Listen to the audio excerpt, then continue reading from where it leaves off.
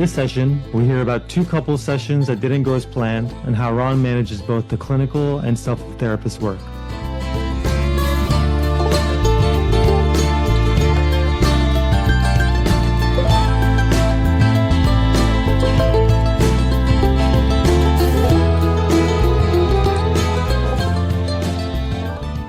Welcome to the After Podcast. I am Naveed Zamani and I am your host. In this session, I'm excited to be speaking with Ron Deming. Ron Deming is a former carpenter, heavy equipment operator, professional road musician, telephone and data systems builder, and IT professional who decided to go back to college in 2015 to acquire his MFT degree from San Diego State University. His therapy practice draws on postmodern practices and the original grand theorists such as Freud, Jung, and Nietzsche. Ron currently practices in San Diego and also teaches at the local community college. He has been a member of AFTA since 2018. Ron, thank you so much for joining us. It's great to have you. Thanks for having me. Glad to be. This season, I'm asking interviewees for a story about a time in their clinical practice that they feel they failed and what you learned. What a great question. It actually conjures a number of memories. Frankly, I think that it is somewhat, perhaps predictable that we as mental health professionals tend to sometimes over-scrutinize our own work. And it's easy for us to look at ourselves in the mirror and wonder what sort of mistakes we've been making with our clients. Not necessarily all the time, but it does happen. And when I read your question and gave it a little time for sort of ponderance, I pretty much settled on the idea of my work through these last years with couples. And the reason I say that is because I had to really begin to look at the areas in my work with couples where I felt that I had fallen short. There was a sense often when I would finish a session with a specific couple that seemed not to be quite on track in what they were hoping for, as they stated at the beginning of our work together. And I would have to look and going, where are we going with this? Are they seeing the changes they're hoping to see? Or are they just sort of stuck where they're at and not making the progress they want? And also noticing that it's not completely uncommon for me as a therapist to feel like I'm kind of throwing rocks at a beehive, that there's conflict actually being created in these sessions that wasn't present prior to working with the couple. Interesting. Yeah. And so as an example, I had one couple that it came to me and the stated reason was a paraphrase. I'm just looking to improve the way that my partner and I communicate with one another. And my initial thought was, well, that's great. I'm excited to collaborate with the two of you about that. And the more that we worked together, it appeared to me as if there was less and less and less of this substantive sort of communication that they were looking for, and more of a sort of an atmosphere of being critical one toward one another. And so as time went on, they became more and more frustrated with their communication one with another. They became more and more into a place where they were sort of dreading sessions rather than looking forward to sessions. And much as I tried to help them move into a position where they could be questioning, what is it that you're wanting out of this? How can you find this clarity that you're looking for? Rather than finding points of connection with one another, it became more and more conflicting. Eventually, the couple decided to call it quits. And with you or with them, with each other? With each other. Oh. One of the partners elected to stay with me for therapy because there was a deep level of anguish about the breakup, particularly once the individual discovered that their partner had actually been having an affair for the prior 6 months. And it only came to light during therapy. And it turned out that the initial stated goal of, again, the rough paraphrase, I just like to learn better and more effective ways of communicating with one another. It turns out that the actual motive was, well, there are things about my partner that I don't think I can ever put up with, but I want to be able to walk forward in my life knowing that I did everything that I could possibly do. Uh, And now I feel like I've done that. I've done my due diligence. And so now I feel free to go be with this other person that I've met and feel like I can build a life with. just my own morbid curiosity, is that the partner, the statement you just shared, is that the partner who was having the affair or the other person? The partner that was having the affair was the one who ended therapy and decided to go off with his shiny new girlfriend, is the way that it was put. Uh, And so it was very unfortunate. And the other partner elected to stay in therapy for a while because there was just so much anguish there and yeah. they needed support to work through that. We actually worked together for another, probably 4 or 5 months after that. And they're doing fine these days. There's a lot of healing that's taken place and a lot of just sort of come to understandings about, what is it that I want in my life? How do I see connections being fruitful for me? How do I see myself being in a state of fidelity to myself? How do I go about crafting my own identity where I'm comfortable with and not Mm, trying to make somebody else happy? mm, But rather, as long as I'm making myself happy, then the rest will take care of itself. And so a lot of growth on that person's part. Uh, Regrettably, the individual who went the other direction with the other individual, that relationship has since fallen apart as well. mm, Although I have no firsthand knowledge of it. yeah. So all that buildup in this particular couple's example was, I've got another couple of couples that I could talk about uh, that their stories are completely different, but the outcome of the sessions with the couples was the same in that during the course of therapy, after a number of months up to a year, these couples elected to part ways. And so when I read your question, I thought, ooh, man, this is really something worth thinking about because I realized what I had been doing was, well, in a little preface, even in our informed consent, and even in the first session of couples therapy, we tell them, hey, sometimes in the course of relational work, conflicts that are unforeseen can arise and actually make the relationship go into a place of greater conflict than when you came here with. Sometimes that just happens. Sometimes individuals don't stay together. Sometimes they do a lot of healing, but it's not a given that this process is going to bring the kind of healing or the kind of change that you're looking for. So I even had that knowledge. But during each of these couples, and there have only been three, I'm happy to say, I didn't realize that I had begun to compartmentalize myself in this space of, hey, Ron, what's your success rate with your couples work? And the fact that I had three, what I called failures, Mm, began to kind of weigh on me until I found myself in the place where I don't know, do I want to take on couples? Do I want to do mm, professional work? Because my success rate, frankly, is not all that great. I don't have a very stellar track record with this couples work. Now, that's not a true statement, but I was compelled to look at myself one day and go, wait a minute, where did this idea of success rate and this term track record come from? mm, You know, are you saying to yourself, Ron, that in order for you to be an effective clinician, that has to mean that every relational context you enter into has to be producing an outcome where the couple is together and thriving. I see. And I really had to look at that because it's not out of the ordinary for couples to be in a place where they just aren't able to admit to themselves that they don't work any longer, that they're not good for one another. And the therapeutic process winds up being this process where they're able to just look at that honestly. Sometimes the best outcome for a couple is to part ways so that they don't harm one another, Right.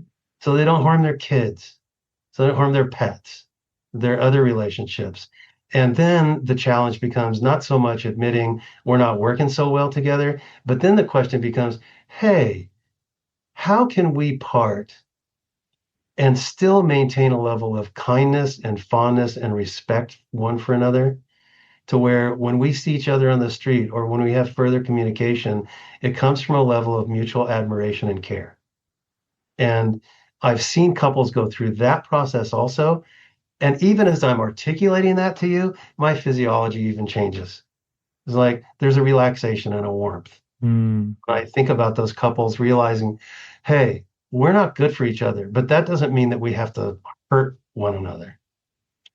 And so that's kind of what I came to when that question was asked. I go, man, I'm really glad to ponder this. I needed this. It was kind of, for me, sort of a little bit of a catharsis that was going on. I was not beating myself up, but I was placing my thoughts into a place where, frankly, they were unhealthy and didn't belong. Calling myself, using words like failure, um, defective, impaired, those sorts of words that are counterproductive. And so it was just really kind of cool to hear that question. I'm going, yeah, that kind of stuff's worth talking about, actually. Oh, well, yeah, I'm so grateful that you reached out and feel like it's worth talking about because it's part of what inspired the question is it feels like not many people want to talk about this side of the work. It's also so useful for all of us to hear it. Yeah, And I just want to say I really liked your metaphor of throwing rocks at a beehive.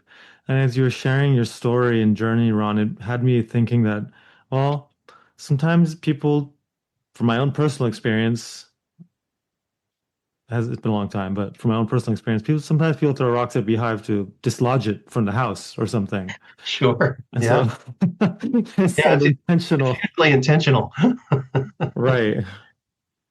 And so as you're like kind of noticing that like because in that story that you shared, what was kind of what was shared to you is like the hopes and the intentions were not actually what exactly was being brought to the table. That there was this affair in the background and some context where people wanted to kind of do a last ditch effort or Yeah, test the territory, I guess.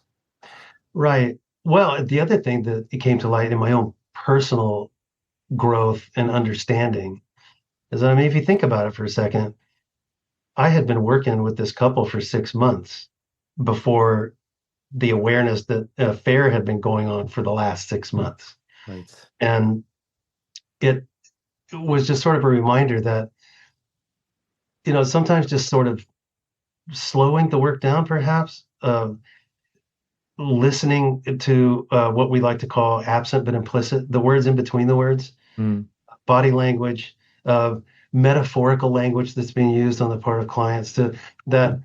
Um, if looking back, I was able to locate maybe two or three instances where I might have actually asked the one partner to, hey, I wonder if you'd be interested or willing to meet just one on one in a session so that we might have a conversation on a different level or a different context, to where I might have been able to ask, go, hey, I'm kind of getting the sense that something's going on here that you haven't really been forthcoming about. I Uh, could be completely off track about that, but I just wanted to ask you just one on one so that you have a greater sense of safety, and care, that maybe you can express something that you couldn't otherwise. And because I do that with couples somewhat routinely, to give them a chance to voice concerns in a one-on-one context. And I just can't help but wonder if that would have come to light then, and we might have been able to look at it sooner. But even saying that out loud, I don't know, that it's unknowable. And or if even if it would have made a difference if we'd have addressed it sooner. Maybe their breakup would have just happened sooner as a result. I really don't know. yeah, that's a big challenge of our work is we actually never know what would have happened. That's the reality we're in. Right. But there's a shiny side to that too, because I know that um, for your listening audience, so that people know, you and I have known each other for uh, a few years now, and Just a couple. yeah, and uh, we've spoken from time to time about that idea of during session hitting like the sweet spot to where you can Mm, finish a session going, wow, that was an amazing session. My client and I collaborated together in a situation that was really valuable to them. They experienced a change in their life that was highly worthwhile for them. And in fact, with this couple post separation, the other partner had a number of those moments to where there was growth that they would say to me, I can't tell you how valuable this time has been. Your support has been so amazing. I don't think I would have made it without your help. mm, Just our collaboration was of such a nature that they were in a place where they could look at themselves squarely and clearly and realize, hey, this is what I want in my life right now. And I'm realizing that I'm able to even access it with my thinking. So there were those sweet spots that happened post separation that I think probably have great value to her over long run, I would think. yeah. You know, levels of awareness about her own identity and who she wishes to present herself as in this world that, as I say, have great value to her. So Yeah. cool stuff. If you don't mind me asking too, Ron, I guess I'm curious about how it is. You said that you began to compartmentalize with yourself and like you start to really contend with a story of failure based on some kind of selective data points you had around a success rate or a track record, Sure. small data set, and well, maybe not a small data set, but you were, yeah, kind of highlighting what you had deemed failures. Um, and I guess in your story, and also from my own experience in working with students and trainees and supervision, that like that process can really engender a powerful sense of like inadequacy and, like you said, failure and all those unuseful words like you had mentioned.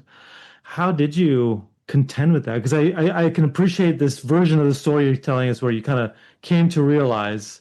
Well, Yeah. my experience with coming to realize is it's a bit more of a process. And I wonder if you could bring us into it.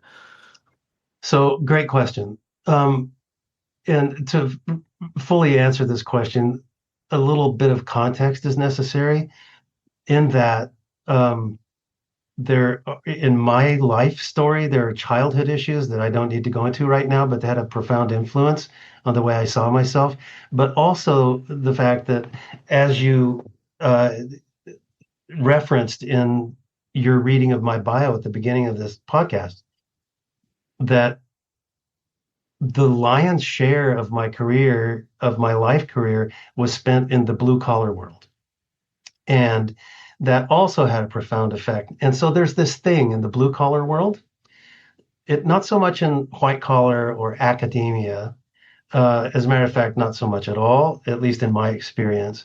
But in the blue collar world, there's this sort of mantra. Hey, dude, if you don't want to do this job the way that I told you to do this job, there's 150 people out there that would love to have your job. So Mm, buck up, toe the line, and get after it. That kind of culture exists. And it's important to point out it's not pervasive, it's not universal, it just exists. And there is also an aspect in blue collar work where middle management sometimes, because of their own insecurities to keep their job, tend to point out uh, imperfections, small errors, missed deadlines. I mean, the list is fairly long. And so you develop this kind of pathos with yourself that anything that's going on, your first reaction is to see where you made a mistake. I see.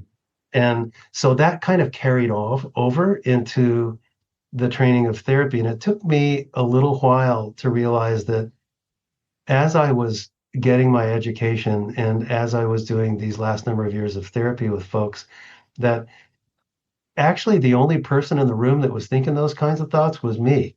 That Mm, clients weren't thinking it. My supervisors certainly were. None of the core faculty I ever worked with said anything even nearly to that. None of my cohort mates, none of my colleagues in the day, nobody is doing that. It's only in my head. And that's why what I said, I had to realize that I had compartmentalized myself into where I was looking at this thing sort of a success rate or a track record.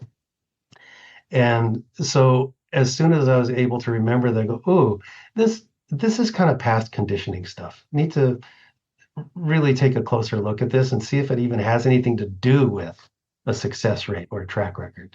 And turns out that not so much. It isn't about that.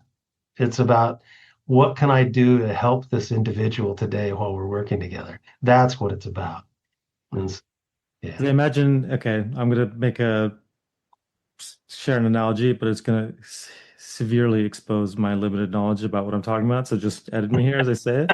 Okay. But I imagine when you're in carpentry and working with some of your materials, that you don't find out 6 months in that a piece of wood is having an affair, and it's actually the wood. Great metaphor. Right. Exactly. You don't find that. You just build the house and the wood gets covered up by other wood or stucco or steel and it's just wood, for the next 200 years. Um, the affairs, if they're going on, taking place inside that box that lasts for 1 or 200 years. Right. Yeah. Yeah. And so as you were kind of noticing your thinking around identifying your failures as some reflection of your abilities, if that's a fair way to put that, that you're Hmm. noticing that it's tracked through some political histories in your blue collar world and other job contexts where it was kind of politically useful for upper management or those in power to like really hone in on something that you might call a success rate or a track record and emphasize that. Yeah, I think so. I mean, it's fairly common. And again, it feels important to point out that is not universal. It just exists in specific contexts. But yeah, I think that's the case. And once you begin practicing in the level of more conversations and collaborations and ideations about, hey, I don't like the way that my life is going right now, and I would like to speak to somebody, get some help, maybe to redirect or maybe learn something or consider other things that maybe I'm not able to come up with on my own to consider and then spitball and run ideas by people and that sort of stuff. All of a sudden, it becomes an awareness to where you realize that, wait a minute, it's not my job to fix somebody, you Mm, know, it's not my job to do durable repairs. There's no performance reviews at the end of the month or at the end of the year, that sort of stuff, or at least what I do. And it's more about being fully present with this person and really listening mm, to what's going on.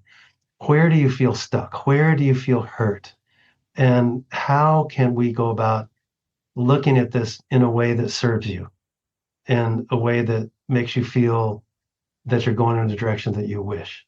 mm. That's far, far more important than wondering if I did something wrong, you know? Right. Yeah. Well, if it's okay to ask, you had mentioned that you have a couple other stories too. I wonder Yeah, if I could pluck at one other one. We have some time, and I'd love to hear another story if you got one. sure.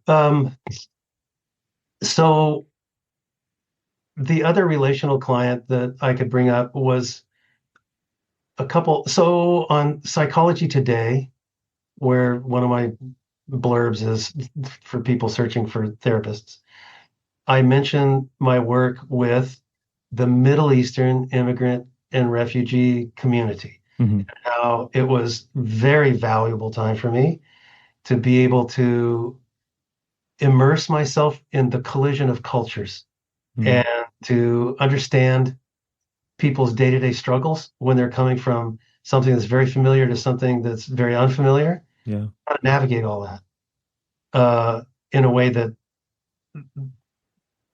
gives them a skill set to function in the new culture that they live in. Right. And so, for some reason, that caught the eye of a woman and her partner. They'd been together for a number of years, uh, not married, but functionally married. And she initially sought me out for couples counseling because she was just having distress in her relationship and was hoping that since I seemed to exhibit an understanding that sometimes cultures collide, that I might be able to help them. And the reason for the cultures colliding is this is a woman who was born and raised in another country. And the fellow that was in the relationship was born and raised here in the United States. Mm-hmm. Mm-hmm. So, two very different cultures. And so she was thinking that, well, perhaps our struggles are based on that culture, Uh-huh. the the division of cultures. And so her hope was that as they worked together, that maybe they could gain some new understanding one to another. And so that's where we started. That was the predicate of working this through. And in fact, let me see, we worked together for probably 8 months or so, so less than a year. Um, there were a few moments where it felt very, very promising to where he was able to, it sounded as if, pardon me, there were moments where he was able to understand, going, yeah, I really get that that's distressing for you when I respond in this way. That he would get frustrated and raise his voice at home, sometimes even to the point where the neighbors would knock on the door going, hey, you guys okay? Um, there was no violence, none of that kind of stuff. There was never criticism. It wasn't even emotional abuse. It was just the level of frustration that would go back and forth between the two Mm-hmm. that would result in him raising his voice. And so it came to pass after a number of months that the thing that was most frustrating for him was that she seemed to believe that he was functionally incapable of telling the truth. She considered him reliably unreliable, that he was never able to tell the truth. I even got down to a silly level in the session to try and sort of challenge that notion to where my hope was that she would be willing to consider that not every single word that came out of his mouth was not true. Uh-huh. And just by simple things like uh, asking him, are you, I mean, we're talking really silly. Like, are you here today? And he goes, yeah, I'm here today. And talking to her and just going to her, do you believe him when he says he, I had to break it down to super silly for a second or two. Yeah. To and then we kind of work forward from there to more complex, more abstract ideas.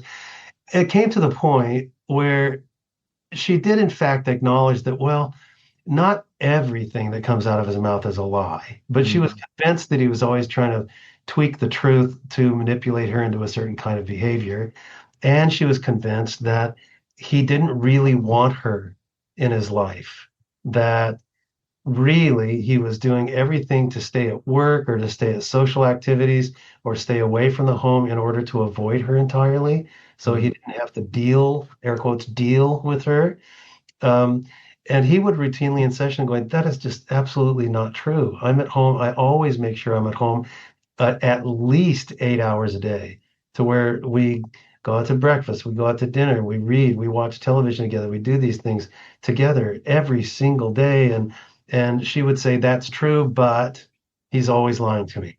Mm-hmm. So it became this situation where it was apparent that if she was never able to acknowledge that he was genuinely making effort in this relationship, if she couldn't step out of that and at least try and consider that he was making an effort, uh, that it would be phenomenally difficult for the relationship to actually work.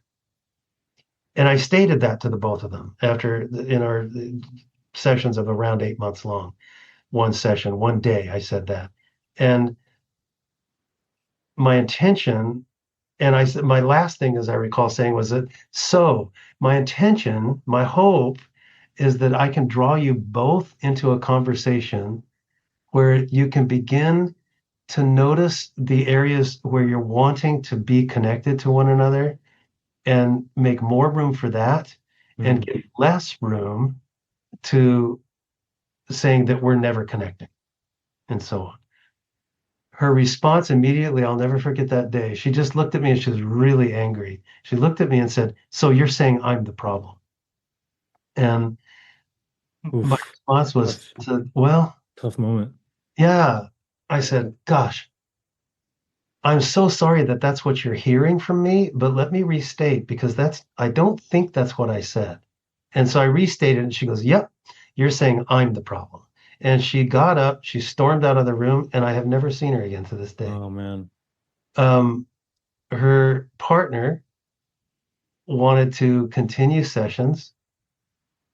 And because of the context that we've been working in, because of the back and forth, because of the way things were, I just said, I don't think ethically I can continue to work with you in a one-on-one sense because I'm just thinking there's too much possibility for her to be home thinking that we're just talking about her. Right. And Yes, makes so much so sense. I just don't think it's the right thing. So I referred her to a colleague and they worked together, I think, for another 3 or 4 months, and he eventually stopped. The condition of their relationship, I have no idea. Uh, Uh, and I'll probably never know. But that was one of those other things. At the end of that, same. I went home and just sort of started sitting down quietly kind of going, okay, where did I go off the rails? Where did I make the mistake? And I don't think thinking those thoughts is all bad, by the way, but no. I don't think it's counterproductive until it gets to the point where I'm thinking, I'm the reason these guys didn't work out. Once Right. you cross into that area, that's when I realized, wait, wait, wait, wait, wait. Right. It's like a useful process of improving your practice and kind of being some accountability until it trespasses into identity and conclusions that kind of intensify inadequacy and failure and all that. Exactly. So, yeah, yeah. And so that was another one of those examples to where I realized, well, if I look at it, I really don't like this word much, but if I look at it objectively, um, meaning if I just put it in pure factual statements, one to another, this is the transcript of what they said one to another. I could see that throughout the entire 8 months, she was never quite able to entertain the idea that he might actually be trying to improve their relationship. There was something. Um, and there are many aspects to this. I think it had a lot to do with her story, her life experience, a lot of hurt. Mm, The two prior partners had left her, and it was a very painful experience, both of those experiences for her. And I think that this poor woman was so guarded to being hurt or abandoned or betrayed in some way that it was just extraordinarily difficult for her to allow herself to be vulnerable and to open up and to be loved by somebody. right. And she was never quite able to make that leap, at least not with us in our sessions. Um, And let me know if this is a fair capture too. I'm imagining like now, just in terms of like the power dynamics of the room, you have a white male therapist with a American husband, and she's like like an immigrant woman trying to like Central Mexico. She was from Central Mexico. yeah, so trying to like figure out all these like really thick, heavy Right. relational dynamics in the midst of a yeah, perhaps a rather I don't know what the word is. Intimidating, imposing. I don't know. I obviously can't speak Sure. for her, but like there's a power dynamic in there. I imagine that. Gosh, can you imagine how rough that must have been for her? Oh, You yeah. know, even through multiple sessions where I would basically say out loud what you're saying right now to go, saying her to her, well, the way I would put is it feels important to say this out loud Mm, that look at where we're sitting, look at who's talking to you, who you're seated next to, and given your culture and where you came from, and that what men have done to you, and here you are sitting with a couple of men. all right. It feels really important to let you know that I'm really wanting to position you to where you feel like you have agency, that you're Uh-huh. empowered, Yeah. that you're the one pulling the strings, and that your voice is extraordinarily important here. And Um, Even with repeated attempts to do that, you still have to look in yourself in the mirror and go, I wonder what I missed. As much as I tried to make it a safe environment for her, you still got to wonder if I missed the mark. You know, it can be very difficult So to what do. did you end up taking from that whole experience? I mean, well, that's a silly question because you shared so much rich stuff already, but I wonder, like, as you sat after wondering what went wrong, knowing that it could have been anything, everything, or nothing, Mhm. um, and you're warding off, sto like, a sense of inadequacy, failure, all the things, Yep. and trying to keep into what happened. Like, what were some things that you came to understand? Yeah. Again, great question. Oh goodness, as we're learning, we have this thing we call self of therapist. You know, um, part of my takeaway from that experience was to be really honest with myself as I'm sort of doing an inventory of how is this going? What am I seeing from each partner in this relationship, unvarnished? What's my part in it? My dialogue with, my conversation with, my collaboration with these individuals, what is it producing? Um, what might I be missing? That sort of stuff, and try to mix it in with a lot of humility, Mm, um, knowing that, I'm just a human. I can't see everything, you know. Uh, so that was one piece. The other piece that I came away from, um, looking back, because I never did this with her. I had a one-on-one session with her a couple of times, and pointed out to her that it was very important, at least to me, that she feel like she had agency and control in this, that what she said mattered, what she said meant a lot, and all that. But looking back, I wish that I had thought to say, hey, do you think that even though you picked me out of a lineup on Psychology Today, you know, would you find it helpful for me to refer you to a couple of female colleagues that whose first language is Spanish? mm, You could express yourself in a way that you wouldn't have to be interpreting in your head. Uh, mm, and they might have something of great value for you. I wish I had offered her that. I never did. It never occurred to me to do it. mm. And I'm frankly regretful of that. But that's another thing. Now, she may have turned me down. I don't know. Right. Right. She, She may have said, no, I selected you. yeah. But I wish I had offered that. And I also, looking back, I think if there's one thing I've learned about client work from the very beginning, I remember my first session with a client, I was absolutely terrified. It's kind of like, oh my God, what am I doing? I must have had rocks on my head to think about being a therapist. Um, but in my first several years of therapy, I noticed that I would be kind of on eggshells with clients, kind of tiptoeing around things that I saw that looked very clear to me, but might not be Mm, them. I don't do that anymore. If mm, if I see something, that doesn't mean that I'm rude or I'm abrupt or terse or anything like that. I don't do that. I'm just not wired that way. But I also don't dance around it. If I see conflict of a specific sort with with a client or a couple or a family, I just say, hey, I'm kind of noticing this is going on. Could you yeah. tell me if I'm on track or not about this? But Nice. I noticed this dynamic kind of seems like it's coming to visit. It's kind of inserting itself into the relationship here. And what do you think when I say that? Am I on track or not? I just put it out there instead of Yeah. trying to dance around it and try to put vague language to something that just serves to confuse people instead of giving it clarity. Yeah, I really appreciate that. It makes a lot of sense to me. Oh, Ron, thank you for sharing that story. It's so like your first one, it's so full of yeah, learnings. I appreciate your vulnerability and sharing it. And like you were kind of saying, it's so hard to know what would have made a difference. And I think that's a Yeah, affliction we all face in our work. sure. Does any of this ever make you want to go back to IT professional or carpentry? Um, I will say this about being an IT professional. Um, I love that I have that skill set because if my computer at home stops working, I know how to fix it. Yeah, Um, that's as going back into that business again, no, it's just too dry. It's too antiseptic. It's too predictable, and no. The thing that made it wonderful and not boring was all the work with all the clients. That's oh, what I really looked forward to. Carpentry, um, no, I'm too old. It's too backbreaking.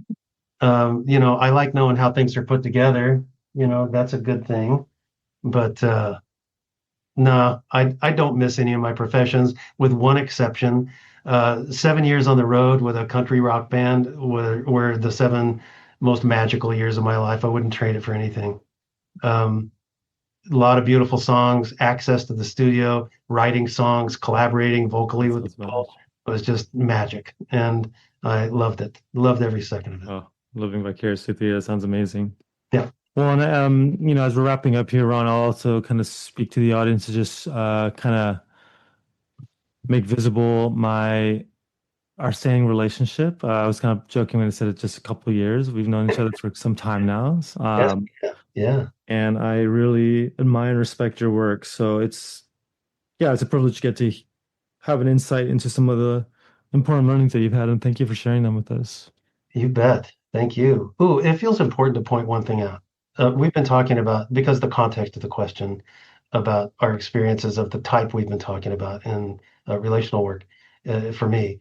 Um, it really feels important to point out the many couples that I've worked with that send me letters that go into the smile file, as we call it, Mm, about how important it was to work with them, how grateful they are. As a result of this work together, the relationship is doing fine. We actually have children now. Our lives are in front of us, and we're so happy. And we thank you for this, and so on and so on. Those go into, as you first told me about, the smile file, and I do open that up every now and then to read it, going, you know what? This is cool work we do. This is cool work we do. it is So really cool work. just felt important to say that out loud. Yeah, I appreciate that. I'm glad to be in it with you, Ron. Yeah. Thank you so much for joining us today, Ron. Sure. Thanks for having me.